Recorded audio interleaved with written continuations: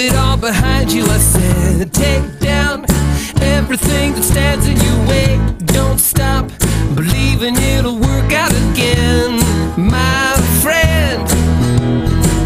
Stand out and be a part of everything good. Wake up, you're gonna be all that you should. Try out all the things you always wanted to be.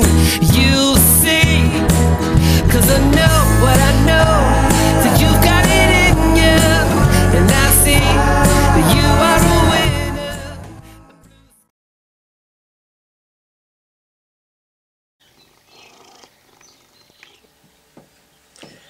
You know, what's a funny thing?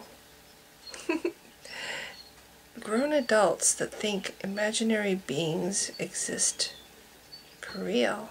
I think that's kind of funny. Yeah, I do. And I've given it some thought why I think grown adults think that there's somebody in the sky watching their every move, keeping tabs on them, even writing like down a list of all the good things they do and all the bad things they do, rather like Santa Claus. You know, I can understand little kids, parents teaching little kids that the Santa Claus character is real, because that way, when they're not around to mind the kids, their hope is that the kids are thinking that Santa's watching. So even when the parents aren't there, the kids are going to mind their P's and Q's. But why on earth would adults continue this delusional kind of thinking for themselves in their own lives, that there's some kind of guy keeping tabs on them? And I have a few thoughts. I think little kids, you know, when they're like at the swimming pool and they're wanting mom and dad to see them make an impressive jump into the water or an impressive dive, they'll say, "Mom, Mom, Dad, look at me," before they do it, because they want some kind of credit for this thing that they're about to do. Like, you know, wow, look at me, I'm really good at this. And I think in some cases, some adults never grow out of that mentality, that they want credit for whatever good things they do. I also think that people like to not feel alone. I think humans in general are creatures that need to have some kind of companionship, you know, and feel like they're loved. And thinking that there's some guy that always loves them no matter what. They like to say that God has unconditional love, which is a joke, because God has anything but unconditional love. It's like, if you don't love me, I'm going to throw you into hell and you're going to burn forever. That's not, in my opinion, what unconditional love is about. I think a real God would actually not care if you loved him back or not. He would just naturally love his creations for no reason but the fact that he created them. But this is not the God of the Bible. The God of the Bible says you have to love me or else bad things will happen to you for all eternity. So, but I think people like to think that this God has unconditional love. At least that's what they've invented him to be, even though that's not the way the biblical God is. And they like to think that somebody loves them, even if they're all alone, like homeless on the street somewhere. They like to think they're still loved by somebody. You know, like we put our value, we base our value as human beings on how much we are loved. And somebody who's completely alone and isolated, ooh, you know, kind of like me sometimes, you know, it's like to think, well, somebody loves me, somebody cares about me, somebody's watching out for me. I'm not in this alone, you know. Or if the going gets tough, I have something I can lean on. Somebody's there to help me through. I'm not alone. When in fact, yes, we are alone. But I think for some people, the thinking that you're not alone might give you a false sense of security and maybe more confidence than you would otherwise have. Then you think, oh, when you get through it and make it through the tough times, you give this false sense of security the credit for the fact that you yourself were able to tough it out and make it through all by yourself. The other thing, I think that people need to have this imaginary fantasy character that loves them unconditionally and watches them and gives them credit when they do good things. I think the fear of death, people just are so afraid of just ceasing to exist. They're terrified of it. And it's stupid, because I don't think any other animal really fears death. You know, animals will run from a predator because they fear getting torn to pieces.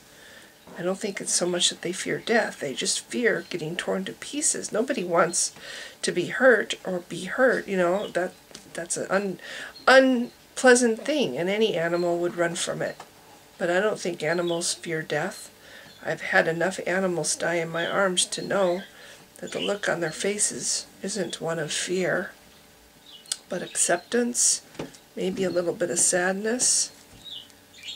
And Ricky here is having trouble turning around because of the wig. I don't know if you can see him, but there's a rat here. Here's Ricky. Anyway, so I just wanted to make a short, weird video with cool lighting effects. Ooh, I have a disco light. That's what that is. If you're wondering, what the hell is that? It's a disco light. But yeah, I feel kind of bad for grown adults that need these security blankets, because I did. And I know that I never really truly started to grow up and become an adult until after I realized that's just what they were, just security blankets and a lie. And it actually held me back, and it did me harm. It did me harm in my life, and it does people harm in their lives, and they don't even know it until they let it go. I didn't start to grow up until my middle 40s. And as you can see from the disco ball that I have going on here, I haven't quite grown up yet, and I probably never will, which I don't think is a bad thing. But for me, not growing up until my 40s was a bad thing. It was a very bad thing, because it affected me in all the wrong ways, not in a positive way. This, having a childish imagination, being silly, being able to be silly and have fun and be goofy, my opinion, is a very positive thing. And I don't think, this is kind of a cliche, but I don't think, as long as you have a child inside you, you never really grow old. You know, there's positive things about holding on a little bit to the child inside you, and there's negative things. And what I didn't let go until my middle 40s, the child that I didn't let go, that was negative. And religion did that to me. The delusion that I needed these security blankets did that to me. The delusion that I needed a crutch, and that I couldn't be strong on my own, and that I wasn't worth anything without it, did that to me. So yeah, I don't recommend religion. I don't recommend clinging to lies that are supported by no evidence whatsoever. I think reality is awesome. And what is so terrible about death? Maybe there's something after. You know, I mean, nobody really knows. Maybe there's something after.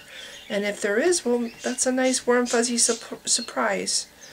But if it's the worst case scenario, and there isn't anything after, we're not going to be here to care less. We just won't be here to feel bad about it, you know? I think death is just like going to sleep and not caring anymore, and not having any worries, and not having arthritis in your fingers, and having a pain in your head sometimes, or a backache, or whatever. No more pain, no more worries, no more stress, no more bills, no more anything. You know, after a hard fight, it's like the rest, a well-deserved rest, except you never wake up. I don't fear death. I fear getting old where I can't be useful anymore. That's what I fear. That's what I fear. I don't fear death. I don't think it's a bad thing to cease to exist. I didn't care when I didn't exist before I was born. Why would I care? I know there's a famous quote, and I can't think of it word for word, but the gist was, I didn't mind it so much before I was born that I didn't exist. Why will I mind it after I'm gone? So anyway, that's all. I just wanted to make a weird video with weird funky lights and say some profound things. Okay, if you've been watching, thanks. Bye!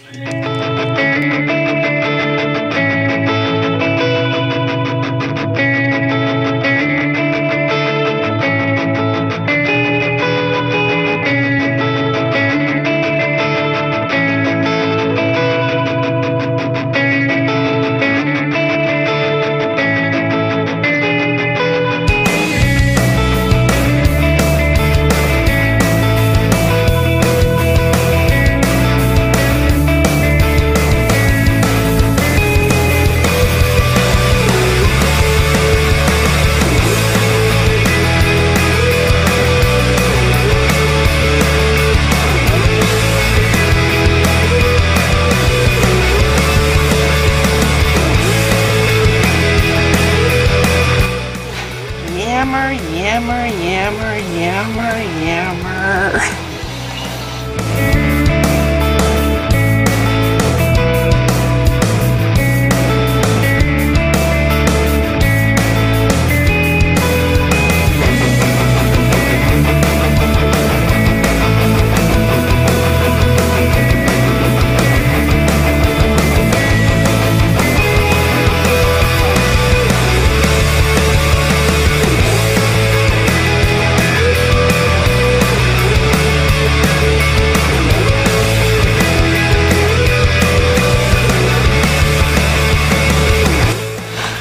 Ramble, ramble, ramble.